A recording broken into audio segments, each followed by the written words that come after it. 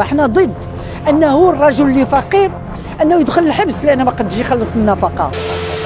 يمكن نقولوا بانه اهم مساله اللي تم التركيز عليها هي المساله ديال مركزيه القيم، لانه حنا في واحد العالم الذي يدار بالفوضى الهدامه. حنا في واحد العالم اللي فيه تقريبا قانون الغاب، اللي القوي يضغط ويبيد الضعيف، وهذا الشيء شفناه يعني في الضربات اللي موجهه اليوم لغزه والتي تريد إبادة الشعب الفلسطيني والقضية الفلسطينية تماما، لأنه ميزان القوى في صالح الآخرين الذين تساعدهم الولايات المتحدة الأمريكية والاتحاد الأوروبي وغيره. إذا أنا بالنسبة لي تركيز على المسألة ديال القيم أساسية.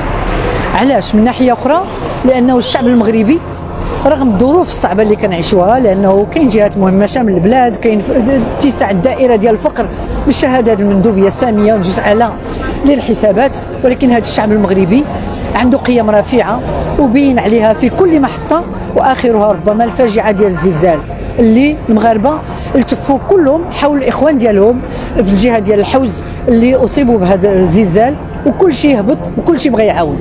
انا بالنسبه لي هذا أحسن حاجة كانت في وسط الفاجعة هي هذا التضامن الكبير. احنا بحاجة اليوم إلى إعادة بناء منظومة القيم، لأن العالم أفقد البوصلة ديال القيم، ما بقاتش القيم. السياسة تدار بلا أخلاق ولا قيم اليوم في العالم، ويريدون أن يصدروا إلينا لا قيم، ونحن متشبتون، وقد أرسلنا رسالتنا بأننا متشبتون بالقيم الرفيعة. اليوم هذه القيم الرفيعة التي التف حولها الشعب المغربي قاطبة بغيناها أنها تستمر. بالفعل كاين هناك اوراش كثيره بغينا بلادنا تتقدم. بالمناسبه نقول لكم خرجت واحد اللائحه، راه شي برلمانيين متابعين ما غيجيوش، هما جاو كلهم جاو، راه جالسين داخل ما كاين حتى مشكل.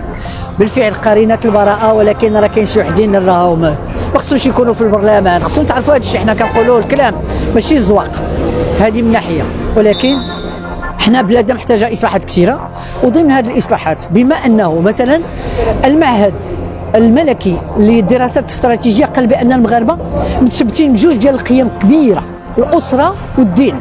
الا شفنا الاسره والدين راهم كيختزلوا كل القيم ديال هذا المجتمع. ولهذا اليوم انا الاوان باننا بعد 20 سنه من اصدار القانون الأسرة 2004 التفتوا لهذا القانون الأسرة. هذا ماشي ضد الرجل، هذا لمصلحة المغرب، الأسرة المغربية ومستقبل بلادنا. لأن القانون الأسرة ديال 2004 بين واحد العدد الاختلالات، من ضمنها أننا نسينا ما كوناش القضاة على الفلسفة الجديدة ديال هذا القانون بأنه خصنا الإنصاف، خصنا المرأة راها إنسان ماشي شي شيء خصنا حنايا نتعاملوا معاه كيف ما بغينا في المجتمع البتريكي ديالنا. بل شفنا بانه ملي خلينا القاضي السلطه ديال هو اللي غادي يشوف زواج القصيرات انتقل لنا من 7% ل 12%، وكاين اختلالات اخرى في النفقه وفي هذه. وبالمناسبه احنا ضد انه الرجل اللي فقير انه يدخل الحبس لانه ما قدش يخلص النفقه.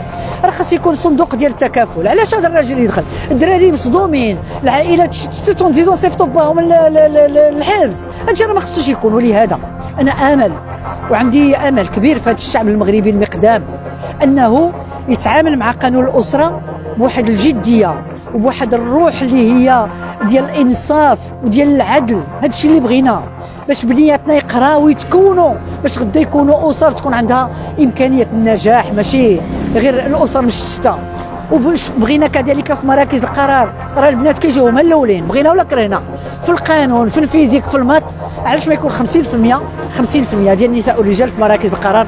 بس السياسه دار بشكل اخر ودار بنزاهه. راه النساء راهم ماشي بحال هذا الشيء اللي شفنا، خصنا نفهموا هذا الشيء هذا. ولهذا انا بالنسبه لي يجب التركيز في هذا الزمان الغاشم اللي فيه الغطرسه وفيه الاستبداد بزاف وفيه الفساد، اننا نركزوا على المساله ديال البناء القيم. وملي كنقولوا القيم راه الثقافه، كنقولوا القيم راه الجامعه المغربيه، راه البحث العلمي، راه المدرسه العموميه الجيده بالمجان، راه تكافؤ الفرص، راه نعطيو للشباب ديالنا نسلحوهم بالعلوم بالمعارف بالقيم الرفيعه وبالحس النقدي، ماشي اللي قالوها لك تيق.